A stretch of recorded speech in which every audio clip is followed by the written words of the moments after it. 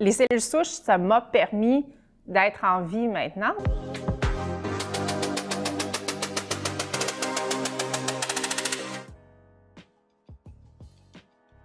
La mission de Swap the World, c'est vraiment de diversifier le registre de donneurs de cellules souches.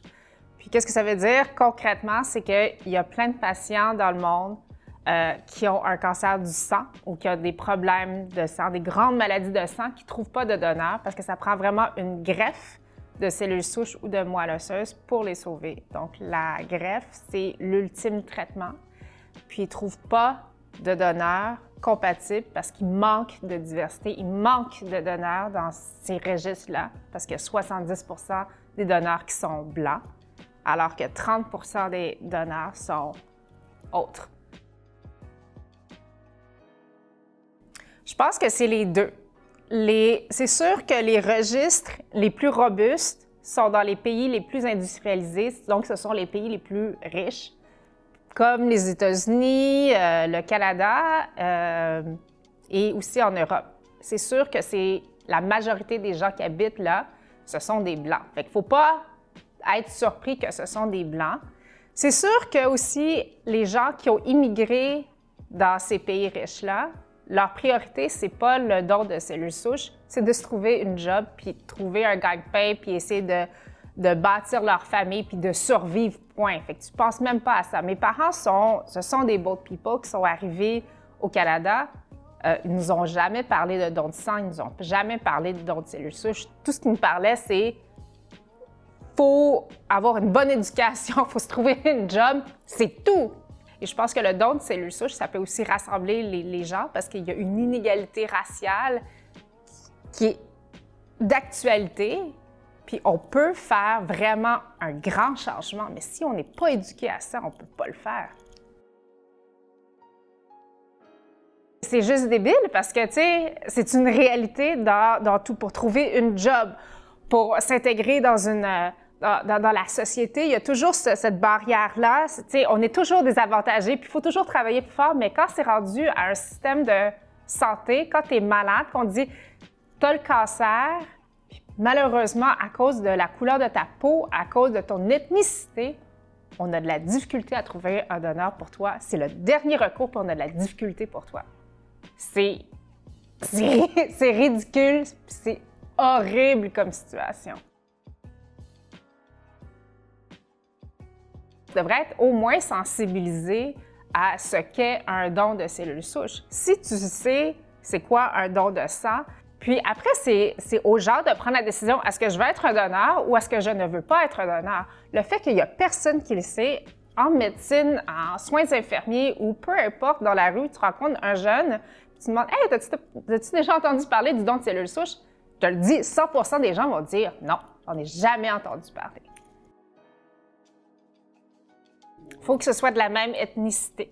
Ça veut dire, si je suis vietnamienne, je suis une patiente malade, j'ai besoin d'un donneur de la même origine ethnique parce qu'on partage les mêmes bagages génétiques. Mais il y a tellement de possibilités aussi. Puis les possibilités, maintenant, avec le métissage, il y en a encore plus. Il y a encore plus de difficultés à trouver des donneurs d'origine ethnique et métissée. Donc, c'est un problème alarmant et ce sont les jeunes qui peuvent faire une différence. Les cellules souches, ça m'a permis d'être en vie maintenant parce qu'il y a 6 ans, j'ai eu une rechute d'une leucémie, un cancer du sang, puis on m'a dit le seul recours qui était possible, c'était de trouver un donneur de cellules souches compatible vietnamien. Puis comme vous, j'en ai jamais entendu parler. Puis malheureusement, il y a, comme tu le dis, il n'y a pas du tout de campagne de sensibilisation. Dans 25 des cas, la fratrie est compatible.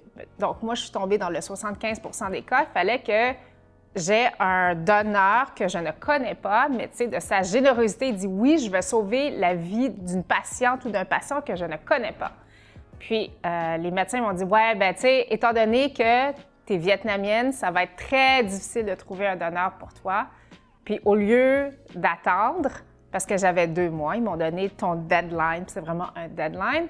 Tu as 2 mois pour qu'il arrive quelque chose. T'sais, on va essayer de trouver un donneur. Et donc, puisque je suis dans l'industrie de la publicité, on a fait sortir une grande campagne, puis la grande campagne s'appelle Save My Dwar. Il n'y a personne qui me connaît. Il n'y a personne qui me connaît. Mais les gens ont été touchés par ça parce que quand tu réalises que tu es d'une origine ethnique, puis il y a une personne que tu peux t'identifier, ça peut être ma sœur, ça peut être mon amie, elle se trouve dans cette situation-là où les origines ethniques puis la race a une influence sur la survie d'une personne, c'est comme, voyons donc. Puis là, de là, on a eu énormément de gens qui se sont inscrits au registre. Donc, pour Emma Québec, normalement, ils reçoivent 3000 inscriptions de donneurs par année. Cette année 2014, on est allé chercher 20 000. 20 000. C'est quelque chose, là, 20 000. Puis, dans les 20 000, il y a eu 3 patients asiatiques qui ont trouvé un donneur de cellules souches. C'est pour te dire à quel point les gens étaient pas au courant de cette situation-là.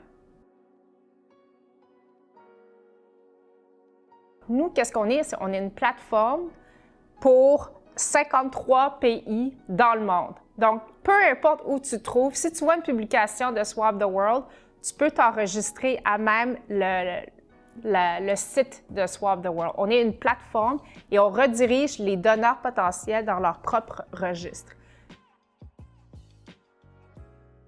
Donc, l'inscription, c'est 18 à 35 ans, mais on reste sur le registre de donneurs jusqu'à ses 60 ans. On s'en va sur Swab the World, on s'inscrit, puis après, on se fait référer, évidemment, si on est au Québec, par Emma Québec. On reçoit une trousse de frottis, c'est une trousse de Q-tip, qu'on le passe 4 bâtons, qu'on se passe à l'intérieur de la bouche pour aller chercher les cellules, l'ADN. Puis après, on remet l'enveloppe à Emma Québec. Tout ça est déjà affranchi par Emma Québec, c'est fait. Et par la suite, on attend. Fait qu'on attend. Est-ce que ça se peut qu'on se fasse appeler? Ça se peut que oui, ça se peut que non. Puis quand on se fait appeler, ça veut dire qu'il y a un match entre vous et le patient dans le monde. Et donc, après qu'on se fasse appeler, il va y avoir un bilan de santé, des prises de sang pour voir si le donneur est encore en santé ou non. Puis ensuite, si la personne est choisie, c'est la personne qui est vraiment unique puis qui peut vraiment sauver la vie d'un patient, il y a 2 types de dons que c'est le donneur qui choisit. Il n'y a personne qui peut tordre le bras. C'est un don par moelle osseuse. Puis par moelle osseuse, c'est au bloc opératoire. Donc, on endort le donneur. Et ça se fait entre 1 heure et demie, où on va aller extraire les cellules souches de la moelle osseuse. Donc, ce n'est pas la moelle épinière, ce n'est pas au niveau de la colonne vertébrale, c'est vraiment au niveau des os. Et ça, ce que les gens ne savent pas, ça, c'est dans 20 % des cas. Donc, c'est une minorité des dons qui se font par moelle osseuse. 80 % de la façon que les dons de cellules souches se font, c'est par sang périphérique. Les médecins vont toujours garder... Il y a 2 médecins. Il y a un médecin pour le patient, il y a un médecin pour le donneur. Donc, la vie du donneur est hyper importante. Si on pense que le donneur n'est pas un bon candidat, le médecin va dire « on ne peut pas prendre ce donneur-là ». Mais il y a définitivement beaucoup plus d'éducation. Donc, maintenant, on a 100 ambassadeurs Swab the World, qui sont tous des étudiants en médecine qui n'avaient jamais entendu parler de disparité au niveau des cellules souches. Donc, ces jeunes donneurs vont dans les écoles, vont dans les autres facultés, vont dans les cégeps, puis parlent de dons de cellules souches et parlent de l'inégalité raciale. Donc, c'est sûr qu'il y a un niveau d'éducation qui a définitivement augmenté. Puis pour l'instant, on a 5000 personnes qui ont assisté à nos conférences. Donc, on est super contents. Essentiellement, il y a 3 critères. Il y a le premier critère au niveau de l'âge. Les 18 à 35 ans peuvent s'inscrire pour donner. Le deuxième, c'est être en bonne santé. Donc, c'est-à-dire les gens qui n'ont pas de maladie chronique. Donc, s'il y a quelqu'un qui prend des médicaments de façon continue, ne pourra pas être donneur de cellules souches parce qu'à un moment donné, il faudrait qu'il arrête de prendre sa médication et on ne veut pas risquer la santé du donneur. Donc, puis troisièmement, c'est vouloir donner à n'importe qui dans le monde. Donc, c'est pas pour une personne spécifique, on va pas connaître l'identité du patient. Donc, c'est vraiment un don altruiste. C'est pas pour ta cousine, c'est pas pour ta sœur, c'est pas pour une amie.